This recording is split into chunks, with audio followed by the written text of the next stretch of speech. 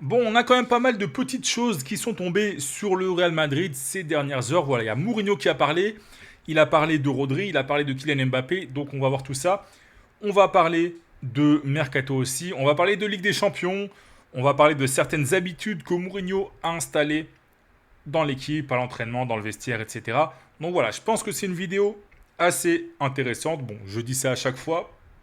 Est-ce qu'elles le sont toutes? Je ne sais pas, je ne sais pas, je te laisse juger. Mais en tout cas, voilà, je vais te donner toutes les informations, on va voir ça ensemble, je vais te donner mon avis, donc on va passer un bon petit moment. Mais avant tout, avant de commencer, comme d'habitude, prends tes petites pipasses, prends tes petits bonbons, prends ta boisson, like, abonne-toi, active la cloche des notifications. Très important. Et donc on a Mourinho qui a parlé dans El Chiringuito avec notre ami Giuseppe Pedrerol. Donc d'abord, on va voir ce qu'il a dit avec Kylian Mbappé. On va pas faire trop long parce que vous avez peut-être déjà vu les vidéos, etc.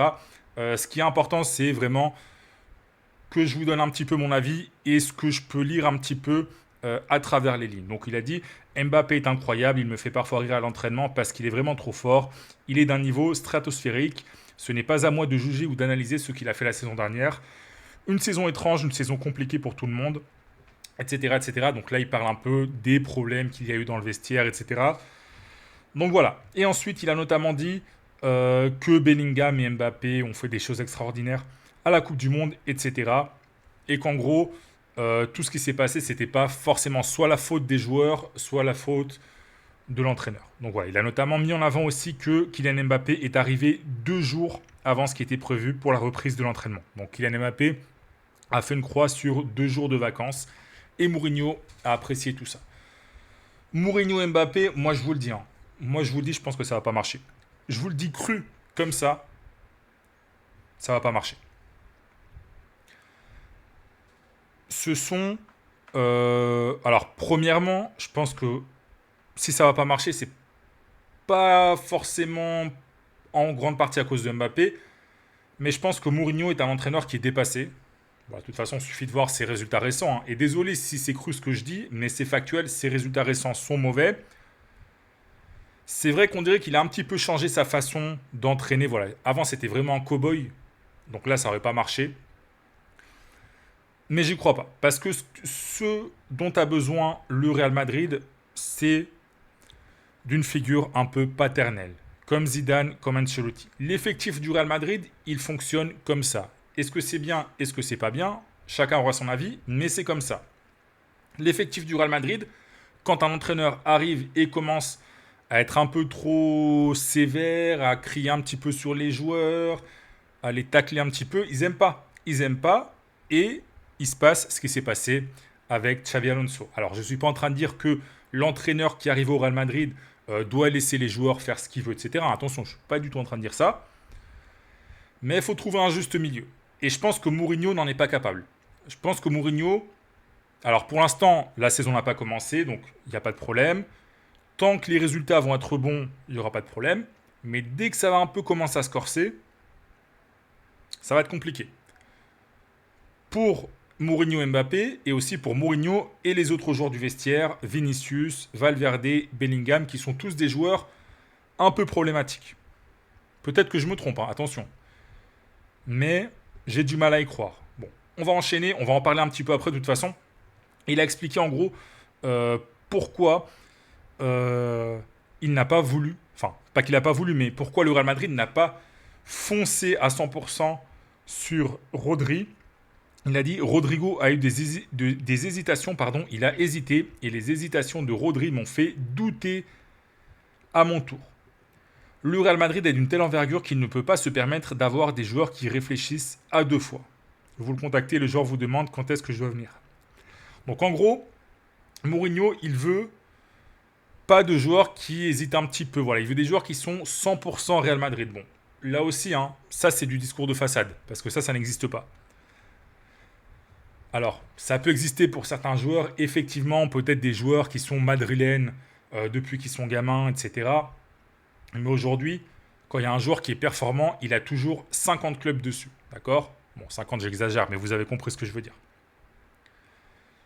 Ça n'arrive pratiquement jamais, même si le Real Madrid, attention, le Real Madrid est le club le plus prestigieux du monde, mais même comme ça, les joueurs hésitent toujours. Les joueurs écoutent les clubs, ils discutent avec leur entourage, ça discute avec les clubs aussi. Voilà, l'argent évidemment est à prendre en compte.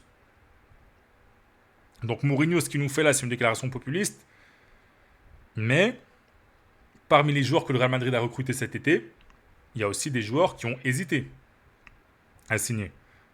D'ailleurs, Bernardo Silva, par exemple, a été annoncé à la fois à l'Atlético, pardon les gars, et à la fois au Barça, avant d'aller au Real Madrid. Et il y a vraiment eu euh, des périodes de réflexion. Diomandé, au début, ça parlait de la Première Ligue, ça a parlé du PSG, etc. Voilà. Kukuria, non. Kukuria, pour le coup, c'est vrai qu'en tout cas, c'est ce qu'il a dit publiquement. Kukuria a dit qu'il voulait le Real Madrid d'entrée. Mais ce que je veux dire, en gros, c'est que c'est un peu vraiment du discours populiste, voilà, pour faire, pour faire un peu passer la pilule, parce que même si Rodri avait hésité entre le Real Madrid et le Barça, et qu'il avait finalement choisi le Real Madrid, Mourinho, vous pensez quoi? Qu'il aurait dit non, c'est bon, je veux pas de toi en fait? Non, voilà. Soyons sérieux, mon José. Soyons sérieux. Et justement, on a un article de Marca d'ailleurs qui explique vraiment que Mourinho est en train d'un peu tout changer dans le vestiaire. Voilà.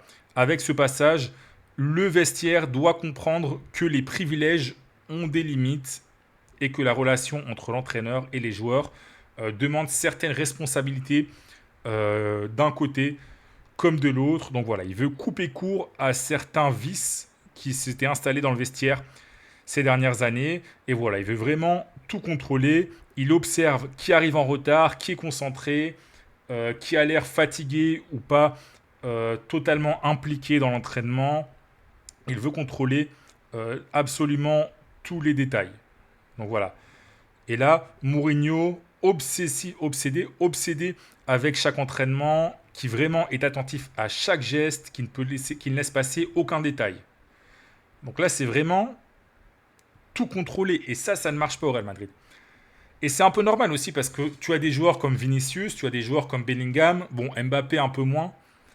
Mais t'as quand même Arda Güler, on peut le mettre dans cette catégorie, même si je pense que Güler ne pose pas de problème. Mais le foot, au bout d'un moment, le contrôle c'est bien, tout surveiller, je peux comprendre. Mais au final, le foot, c'est la magie.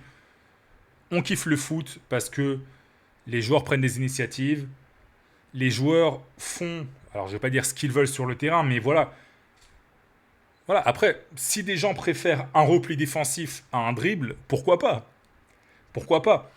Mais en gros, moi, ce que je reproche à Mourinho, c'est vraiment ce côté je veux des robots, je veux des mecs qui ne fassent aucune erreur, qui aient un comportement impeccable à 100%, qui fassent tout ce que je dis. Et ça, dans le foot, ça marche pas. Ça marche pas. Et de toute façon, on l'a vu. Le Real Madrid a gagné quand les joueurs du Real Madrid ont eu la liberté, alors je ne veux pas dire de faire ce qu'ils voulaient, mais ont eu certaines libertés sur le terrain. Le Real Madrid a gagné quand Cristiano Ronaldo pouvait un peu se balader partout sur le front de l'attaque. Le Real Madrid a gagné quand Sergio Ramos pouvait monter sur tous les corners, faire ce qu'il voulait pour marquer de la tête, et ça marchait. Et je répète, je ne suis pas en train de dire que les joueurs doivent faire ce qu'ils veulent dans le vestiaire, ne doivent pas courir à l'entraînement, doivent être fainéants, etc. Je ne suis pas en train de dire ça. Mais ce côté cow-boy, ce côté tout contrôlé, ça va peut-être marcher quelques mois, mais au bout d'un moment, ça va partir en cacahuète. Je le dis, hein, je le dis dès maintenant. Donc voilà. Après, bon, peut-être que voilà, vous allez faire des clips de ce que je viens de dire quand le Real Madrid aura gagné la Ligue des Champions, et j'aurai l'air con, mais c'est comme ça. C'est le jeu. C'est le jeu, on va dire. Et bon, on va enchaîner un petit peu sur le mercato quand même, avec... non, attendez, 2 secondes, je me suis trompé d'article. Voilà, mercato terminé, sauf accident. S'il n'y a pas d'arrivée, s'il n'y a pas de départ, pardon, il n'y aura pas d'arrivée. Le Real Madrid est satisfait de son mercato estival. Pour l'instant, bon, moi je pense quand même, je pense que je l'ai déjà dit dans une vidéo, le milieu de terrain, ça peut passer. Bernardo Valverde, si devant, tu as des joueurs comme Arda Güler qui peuvent jouer un peu aussi, tu peux avoir une certaine, un certain fond de jeu, un peu de créativité, un peu de tout. La défense centrale, par contre, dans un gros match, sachant que Militao n'est pas un joueur fiable, si tu te présentes avec Rudiger ou Huysen ou Konaté et Huysen dans un gros match de Ligue des Champions contre un gros club, ça peut bien se passer, mais ça peut aussi très mal se passer. Donc moi, si j'étais le Real Madrid, j'irais chercher quand même un grand défenseur. Bon, c'est pas le but visiblement. Et le Real Madrid continue de recruter, mais pour le Castilla, avec Sergio Martinez, voilà, jeune milieu de terrain du Racing Santander. D'ailleurs, il a marqué ce week-end contre Villarreal, j'ai vu le match. Son premier match en Liga, il a marqué. Et visiblement, il veut rejoindre le Castilla. Donc c'est un joueur qui joue en première division, avec un promu certes, mais c'est de la première division. Et il est d'accord pour signer en troisième division avec l'équipe B du Real Madrid. Donc c'est quand même assez surprenant ça. Sachant que bon, il va quand même s'entraîner avec l'équipe première et tout, mais bon, normalement il va pas jouer un match, sauf s'il y a 50 blessés. Mais déjà qu'il y a beaucoup de concurrence au milieu pour deux postes. Donc voilà. 3 millions d'euros, visiblement. Bon, voilà, c'est pour le Real Madrid Castilla. Moi je suis un peu surpris du choix du joueur, mais en tout cas, visiblement, c'est un joueur qui est prometteur. Le Barça était aussi dessus. Donc voilà, on va suivre un peu son évolution dans les années à venir. Bon, là c'est un article de As qui nous explique que vraiment l'obsession du Real Madrid c'est de gagner la Ligue des Champions. Euh, Moi je l'ai dit, hein, sans défense ça va être compliqué. Ça va être compliqué. Autant le secteur offensif, même dans le cas où ils s'entendent pas toujours, qu'il n'y ait pas toujours les automatismes, etc., ça peut passer.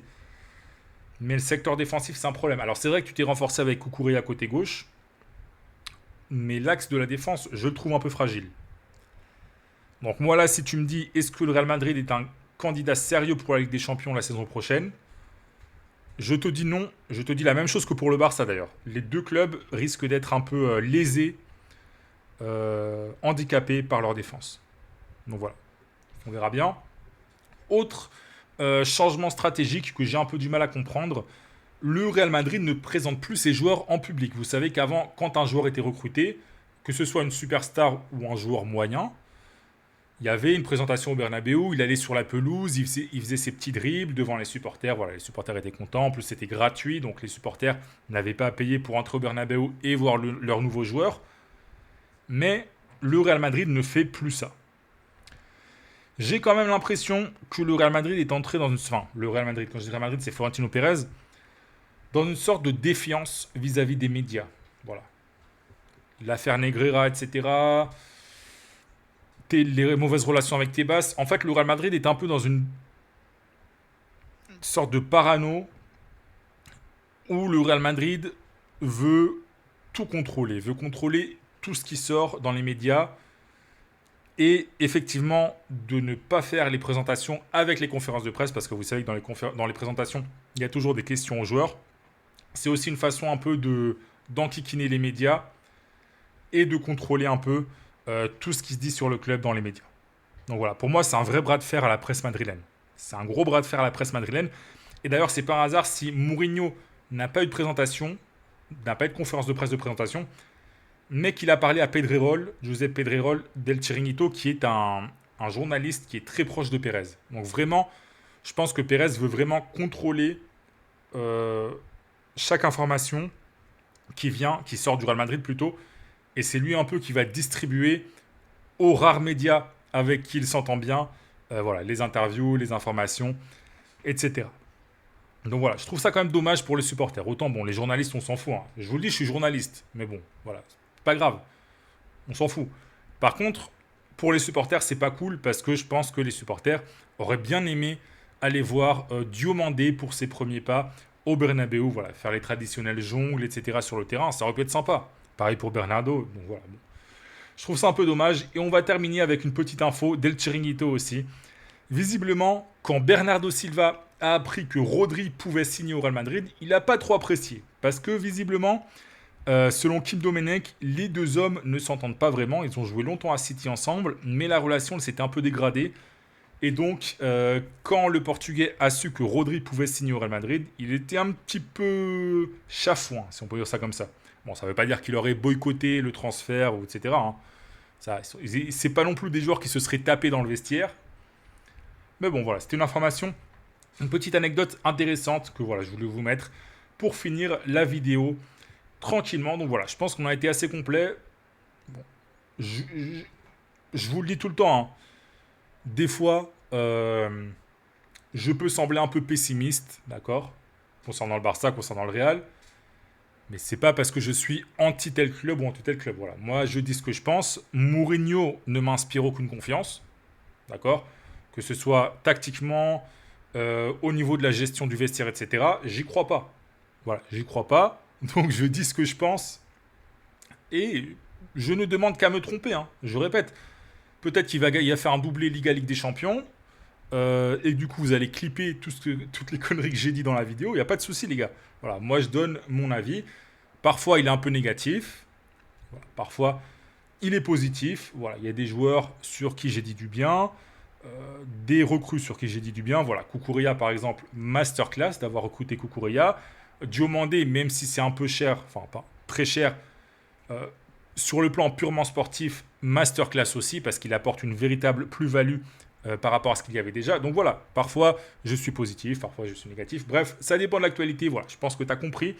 Donc voilà, écoute, si tu es fan du Real Madrid, dis-moi dans les commentaires, tiens, est-ce que tu penses que Mourinho va permettre au Real Madrid de gagner la Ligue des Champions cette saison? Oui ou non? Donc voilà, moi j'ai plutôt tendance à dire non. Donc donne-moi ton avis en commentaire, like, abonne-toi, active la cloche des notifications, c'est très important. Et on se retrouve très bientôt pour de nouvelles vidéos.